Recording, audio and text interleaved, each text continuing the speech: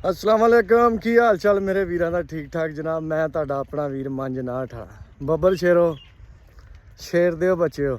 मन गया मैं तुहानू यकीन मनो वाकई बार्डर दी लकीर साडे ना दिलां च लकीर नहीं पा सकी।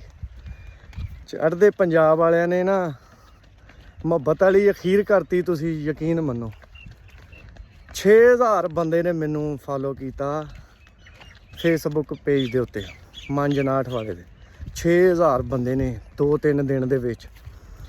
ते इन्ना प्यार इन्नी मुहब्बत व्हाट्सअप भरिया पिया मेरा।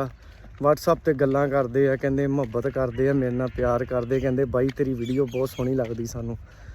ते यकीन मनो दिल बागो बाग हो जांदा, खुश हो जांदा। कल दे ते धरती ते पैर नहीं लगन डे मेरे कि इदां जिवें पता नहीं की हो गया ते कित्थे मैनू कोई विछड़े मिल गए आ। ठीक है ते मेरे हाण दे सियाणे बंदे मैनू फोन करन डे, प्यार करन डे, मुहब्बत करन डे कि मंजा तेरियां वीडियो सानू बहुत सोहणियां लगदियां। मैं लਹਿੰਦੇ पंजाब तो अपने चढ़दे पंजाब वाले पंजाबी जिन्ने भी वीर आ किसी भी धर्म नाल उन्हां दा तलक आ, लव यू आ। ट्रक भर के जींदे वसदे रहो ते इदां ही वीडियो नू मुहब्बत करदे रहो, प्यार करते रहो। तो ज़्यादा तो ज़्यादा वीडियो नू शेयर कराया करो, कमेंट कराया करो, तो लाइक कराया करो। तुहाडा अपना वीर मंजनाठ वाला देखो मेरा पिंड नथू चक आ पालक की खेती होने